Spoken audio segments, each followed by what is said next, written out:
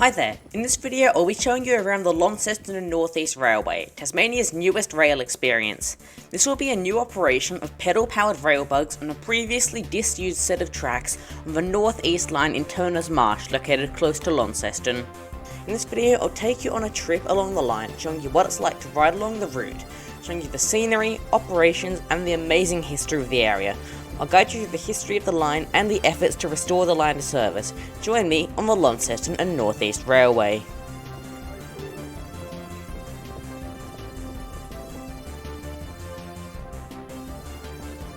The Launceston and North East Railway, or L&NER, is based in Turner Marsh, located about 20 minutes north of the Launceston city, or 30 minutes from Launceston Airport. Located at the former site of Turner Marsh Railway Yard, the railway is a volunteer-run operation of 3 pedal-powered rail bugs. The railway is expected to open to the public in the near future, so subscribe to this channel or check out the L&NER socials for more updates on that.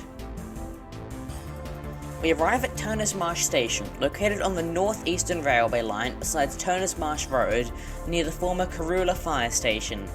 There is a car park located adjacent to the railway line with a direct entrance from the road. Once you're out of the car, you can immediately see 2 diesel locomotives in a hodgepodge of former liveries. Across the yard is the station platform from the old Turner Marsh station. On top of this is a former guard van in an AN Tasrail livery. Behind it are the ruins of the old station building.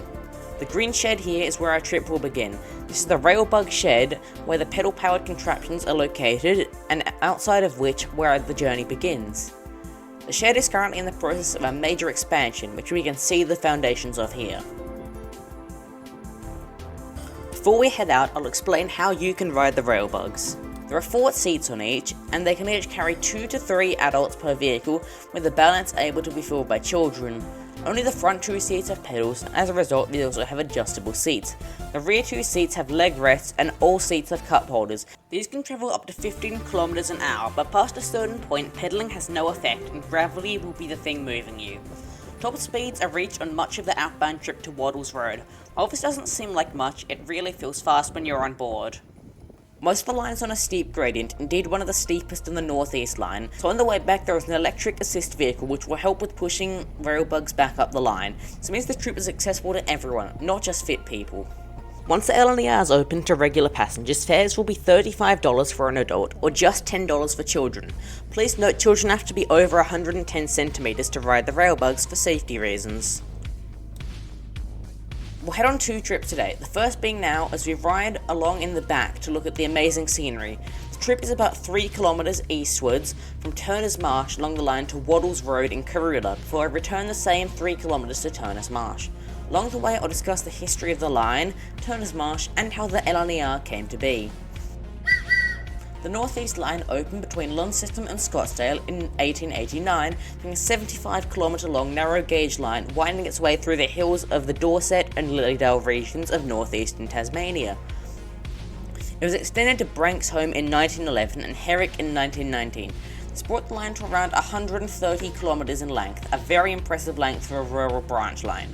Service was normally provided by 3 trains a day in later years, with a goods and mixed service to Herrick each day and a rail motor to Scottsdale. In 1974, the new Bell Bay line was constructed, a major freight line linking the port of Bell Bay to Launceston. This meant that a section of the North Eastern line through suburban Launceston was closed as trains ran via the southern section of the Bell Bay line thereafter. In 1978, the short end section of the line between Herrick and Winnerlea closed, but more importantly, all passenger service on the line ceased during this year, as with the entire Tasmanian rail network.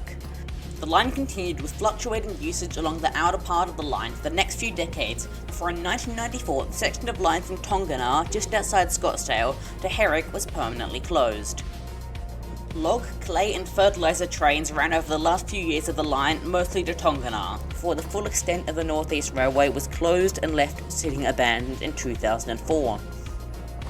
On the eastern portion of the line, the section between Herrick and L&NER station has been left abandoned and most rails have been removed. In 2012, the section between L&NER and L&NER was converted to a rail trail, being the first stage of the North East Rail Trail. In 2015, this was extended to Scottsdale.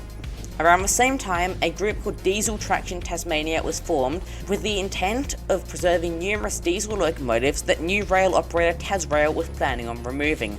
They successfully lobbied for preservation of several locomotives and began looking for sites.